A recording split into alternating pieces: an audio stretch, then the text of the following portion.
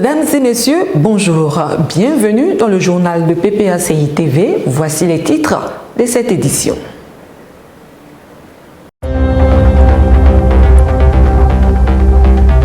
L'épouse du président Laurent Gbagbo, Madame Nadi Gbagbo, apporte son soutien à la famille du secrétaire général adjoint Dosso Charles Rodel, arrêté depuis le 5 octobre dernier.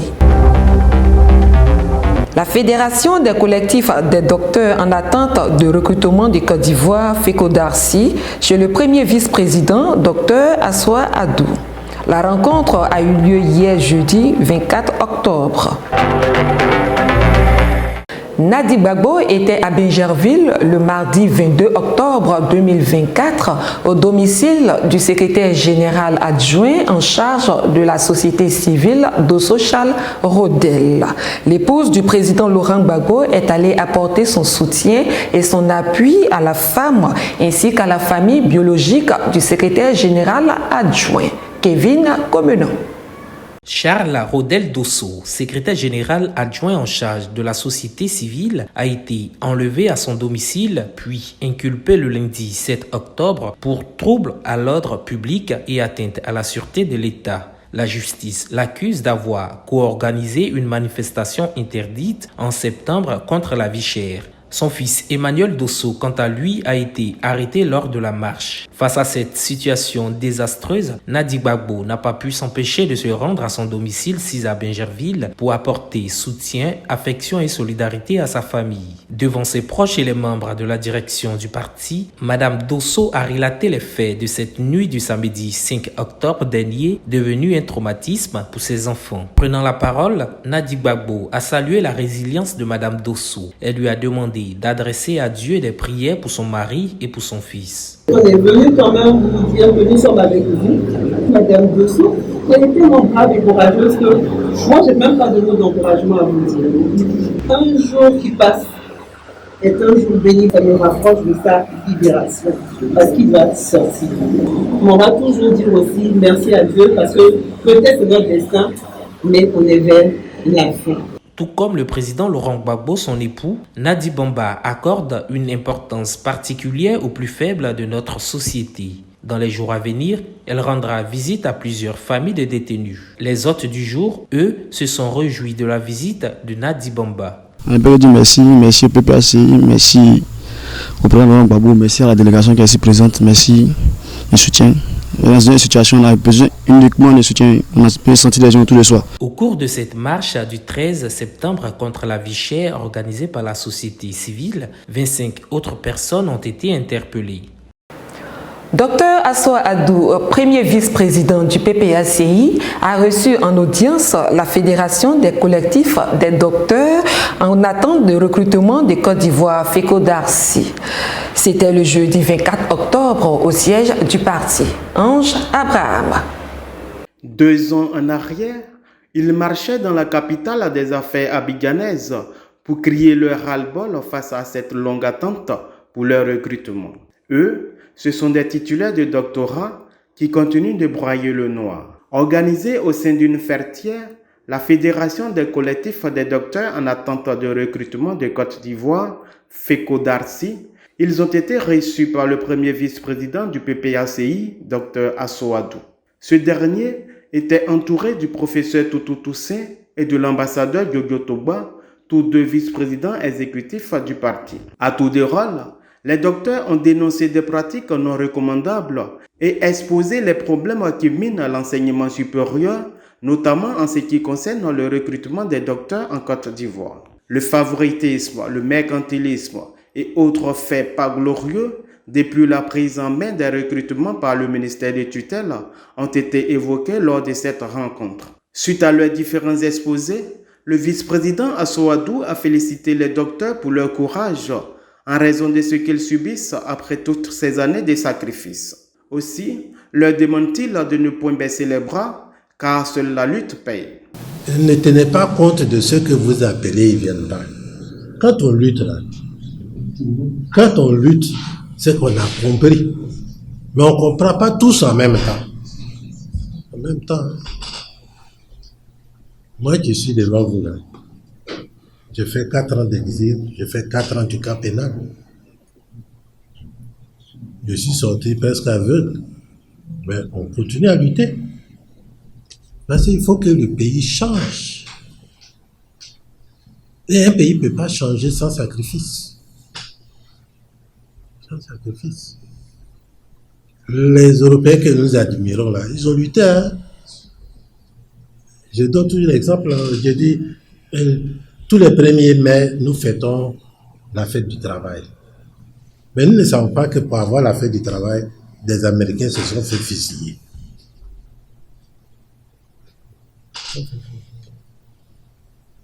Pour avoir congé payé en France, ça a été une lutte atroce. Donc, tu ne peux rien avoir sans lutte. On lutte pour que nos enfants soient bien. On lutte pour que notre pays soit bien. À l'instar de la majorité des Ivoiriens, ces docteurs sont fatigués des promesses de pouvoir jamais tenues, appellent donc le président Laurent Gbagbo et son parti au secours. Nous remercions d'abord la direction du parti. Et le PPACI est un parti qui œuvre pour le bonheur des Ivoiriens. Nous leur avons fait connaître nos difficultés et nous savons que la solution à la crise du doctorat viendra du PPACI.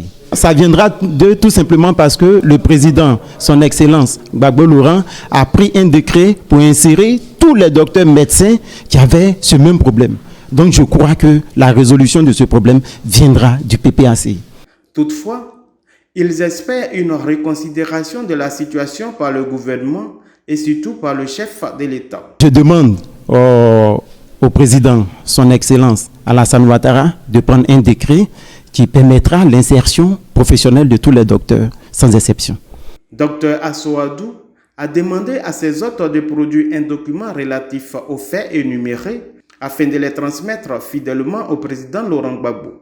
Mais avant, il promet arranger une rencontre de la fêtière avec le président du PPACI. Il faut noter que plus de 3000 docteurs sont concernés par cette situation.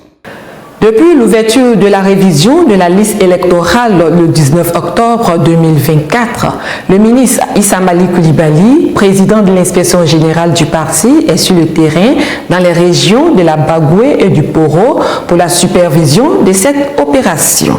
Plusieurs centres d'enrôlement ont été visités. Le commentaire de la rédaction.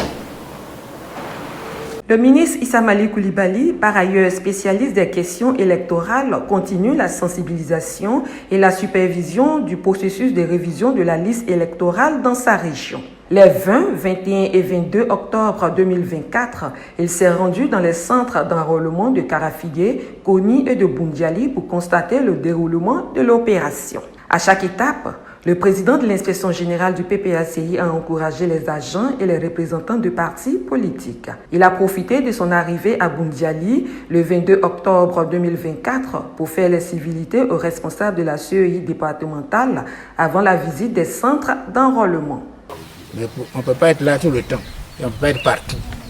Donc le système qu'on a mis en place ici, c'est que le frère de notre représentant ici, lui il sait lire, il sait écrire, il a un smartphone. Mais actuellement, il est au champ. Donc, on s'en va sensibiliser dans notre village. Au retour, on passe ici pour le former, lui, à aller sur le site de la CEI et à pouvoir vérifier ceux qui ont déjà voté pour voir s'ils sont sur la liste électorale.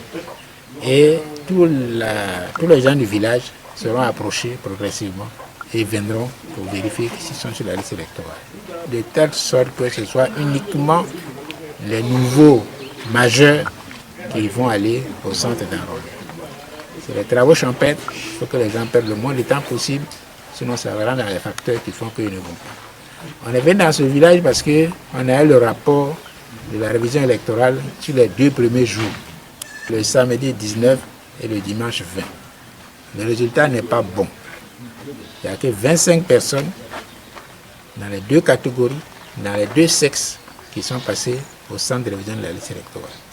Donc c'est pour booster ça qu'on est venu. Évidemment, tout ça est suivi quotidiennement avec les responsables pour voir comment la situation est. Donc pour encourager ceux qui vont aller s'inscrire, les nouveaux majeurs, je donne rendez-vous demain à Corbeau, qui m'apporte la preuve qu'ils sont inscrits. Et puis ils vont servir eux-mêmes de relais pour dire aux gens c'est pas difficile, voilà comment on fait, voilà tel papier, pour que les choses se passent au mieux. En marge de la supervision de l'opération d'enrôlement, Dr Issa Malik Coulibaly a pris part à une campagne de sensibilisation sur l'impact de l'orpaillage illégal initiée par les autorités administratives de la région dans la sous-préfecture de Koni le lundi 21 octobre 2024.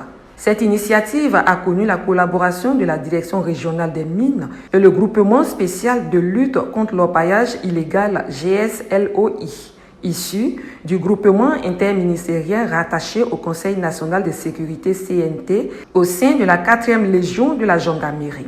Dans le but de toucher toutes les couches sociales, cette campagne a rassemblé les premiers responsables d'associations de jeunesse, de femmes, des cadres de la région, les chefs de terre et de village. Au cours de la rencontre, les autorités administratives n'ont pas caché aux populations les conséquences désastreuses de l'orpaillage illégal. Selon elles, ce phénomène pourrait provoquer la disparition des villages. Les responsables de la Direction régionale des mines et du groupement spécial de la lutte contre l'orpaillage illégal ont dressé un état des lieux inquiétant de la pratique et son impact, raison pour laquelle le préfet de région demande le concours de tous afin de freiner les impacts négatifs. Il a exhorté l'Assemblée à faire écho de ce message dans leur zone de compétence. Le porte-parole des cadres et chefs de village, Dr Issa Malik Coulibaly, ne reste pas indifférent à cet appel. Je voudrais saluer les présentateurs pour la clarté de leurs exposés. Nous avons vu récemment le gouvernement a communiqué par rapport au Conseil national de sécurité sur cette situation-là. Nous avons vu les efforts que le gouvernement fait. Vous avez un rapport national et national. On se demande toujours, est-ce que moi, ma région, mon village est concerné par ce qui est dit au niveau national? Et les exposés qu'on a entendus aujourd'hui, de la part du directeur régional des mines, de la part de la gendarmerie dans le cadre de la loi sur le l'orpaillage clandestin, ces exposés nous montrent que c'est une réalité chez nous. L'orpaillage clandestin, l'orpaillage illégal, c'est pas la terminologie officielle, est une réalité chez nous. Donc, notre sous-préfecture et ses environs immédiats a aussi une chance d'avoir des cadres. Ce que je voulais dire à leur nom et au nom des chefs de village, c'est de prendre un engagement. Nous avons été bien informés de ce qui est la préoccupation nationale en termes d'orpaillage illégal est une réalité chez nous.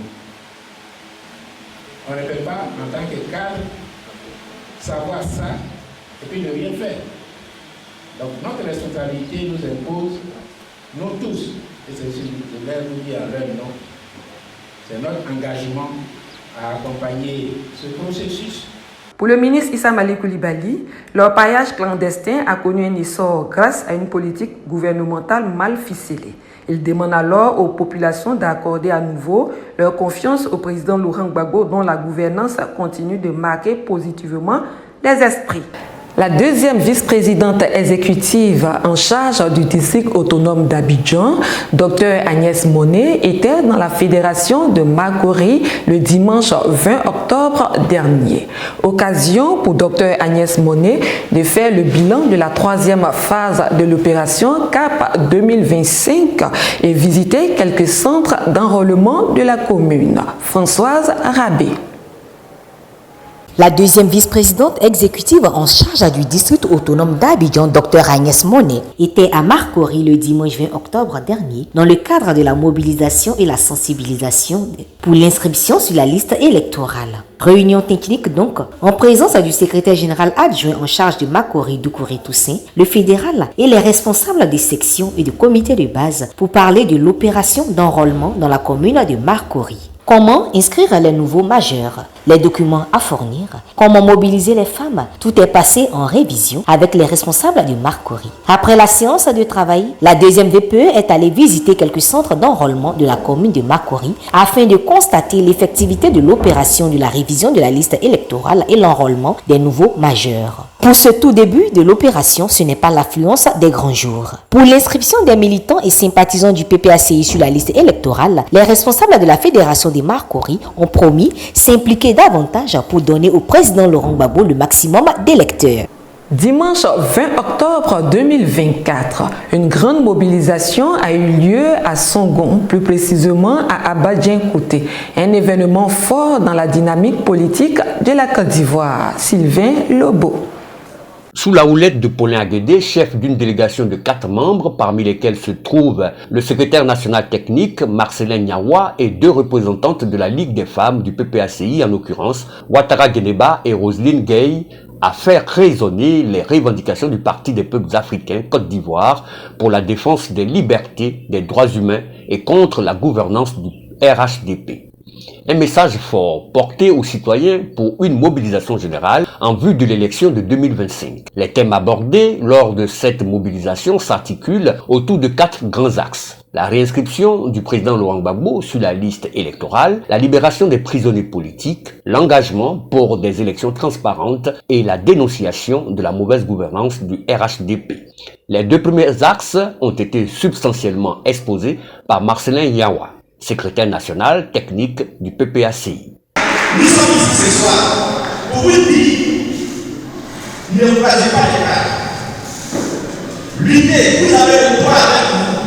Poser des actions démocratiques, des actions qui sont encadrées par la loi, pour que le nom de votre frère, votre leader, le président Laurent Gbagbo, soit effectivement inscrit sur la liste électorale. Ils ont commencé à intimider, ils arrêtent certains de nos camarades, vous avez vu le camarade Charles Rodel. Un dimanche, ils l'ont trouvé chez lui à la maison, avec sa femme, ses enfants, ils l'ont pris, ils l'ont jeté à la prison. Il ne faut pas qu'on se laisse. Parce que hier, en 2011, c'était le président de Gbagbo. Hier, c'est Charles Rodel. Peut-être que demain, ça sera contre nous. C'est pourquoi nous devons nous mobiliser. Pourquoi on n'arrête plus jamais. Certains d'entre nous, on ne nous arrête plus. Et que ceux même qui ont été arrêtés, ils sortent de là. Les 2 autres axes ont été l'affaire du chef de la délégation, Paulin Aguedé. Qu'est-ce que vous voulez que le dise d'autre que d'insister que le président Laurent Gbagbo ne soit pas sur la liste? Mais par contre, c'est nous qui devons livrer le pavé pour dire à tous ceux qui veulent entendre non à l'imposture, non à l'injustice infligée à Laurent Gbagbo. Laurent Gbagbo doit être inscrit impérativement sur la liste électorale. Je voudrais que ça se sache. Et c'est pour ça que cette mission, elle est capitale. Cette mission, c'est un appel à la mobilisation générale de toutes les forces vives. On est tous là pour nous amuser. Nous sommes une partie de solidarité. Nous sommes solidaires avec Laurent Gbagbo. Nous sommes solidaires avec Laurent Gbagbo aujourd'hui. Nous sommes solidaires avec Laurent Gbagbo aujourd'hui. Laurent Gbagbo doit être institutionnalisé. Tous ces prisonniers civils et politiques qui sont aujourd'hui incarcérés, les membres de la société civile qui sont aujourd'hui incarcérés, poursuivis. Il faut une mobilisation générale. Dans sa prise de parole, Paulin Aguedé n'a pas seulement évoqué la question de la réinscription de Laurent Gbagbo, mais a aussi souligné la nécessité de la libération immédiate des prisonniers politiques et le retour d'exil des opposants comme Soro Dioum. Il a dénoncé par ailleurs les conditions de vie des Ivoiriens sous le régime actuel, cherté de la vie, corruption et injustice sociale. Le PPACI, par la voix de sa délégation à Songon, précisément à Abadien-Kouté, a également appelé à une mobilisation citoyenne, surtout des femmes et des jeunes, pour garantir des élections inclusives, transparentes et démocratiques. Ce volet a été abordé par Ouattara Geneba, l'une des représentantes de la Ligue des femmes dans la délégation du jour. Les militants et sympathisants de la Fédération de Songon sont prêts pour amener Gbagbo au pouvoir, selon le coordonnateur adjoint Joseph Aboua. Je peux confirmer que Songon est prêt. Songon est prêt dans la mesure où Songon refuse cette injustice qui est faite, n'est-ce pas, à notre parti. Et surtout, en 2000, nous avons eu un très bon score pour l'élection du président Gbagbo. En 2010, nous avons doublé. Et cette fois-ci, nous sommes encore plus revigoreux parce que nous avons prié pour qu'ils reviennent. La participation de chaque Ivoirien à l'enrôlement sur la liste électorale est primordiale. Des actions concrètes sont donc mises en place pour encadrer les militants et garantir un processus électoral juste et équitable. Le chef de la délégation, à la fin de la rencontre, s'est dit satisfait de la mobilisation des militants, œuvre du travail du coordonnateur adjoint Joseph Aboua et du fédéral, homme de terrain, le camarade Assagou de la fédération de Songo.